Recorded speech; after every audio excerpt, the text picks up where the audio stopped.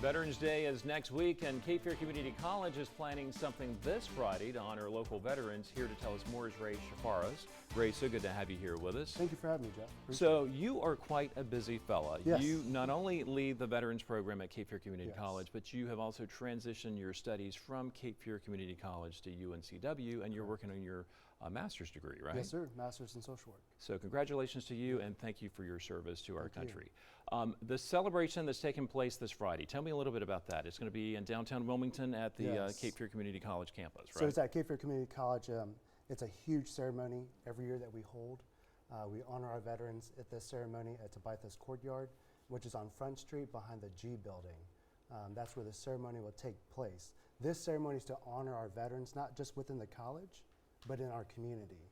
We understand that it's so important to form those relationships within our community, and that's what we want to show them there on Friday. And I think you said in the past you've had as many as 250 or more show up, so you're expecting a pretty big turnout. We are expecting a big turnout because our community loves our veterans, and so they always show up to our ceremony and subsequent ceremonies preceding for the following weekend that's coming up.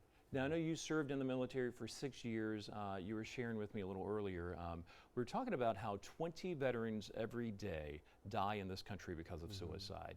What do you think is causing that? Is it just the transition back to civilian life and just trying to make those adjustments? There are a lot of issues that kind of encompass that. A lot of the veterans who come out have a sense of lost purpose or moral injury. That's a topic that's kind of not new, but is bringing to light in our society today. Moral injury, basically injuries that occurred that went against their ethical or moral being, and they're just not processing that in a healthy way out there for themselves. And we were talking earlier about when we have Veterans Day events like the one that's planned Friday at Cape Fear Community College, it's important for the community to come out and show support to all the veterans who are there. Why is that?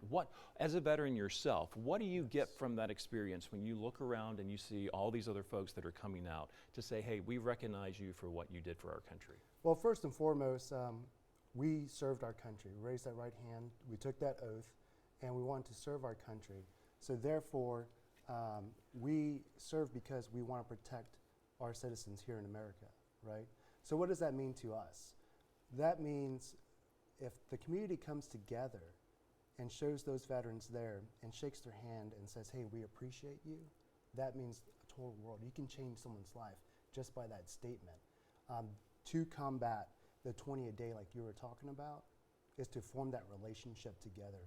And one community member, one veteran comes together, forms that relationship, you're talking about a life change. Wow, and interesting enough, our floor director, Alex, is standing off to the side right now, and he's shaking his head in agreement with you when you said that. That interaction can be so powerful and so important and can really be a moment to change someone's life. Very true. All right, so this is the Veterans Day celebration taken at Cape Fear Community College, taking place on Friday. Hope you can come out, show your support to the veterans, and just give them a handshake and say, look them straight in the eyes and say, we appreciate you. Yes, sir. And we really do.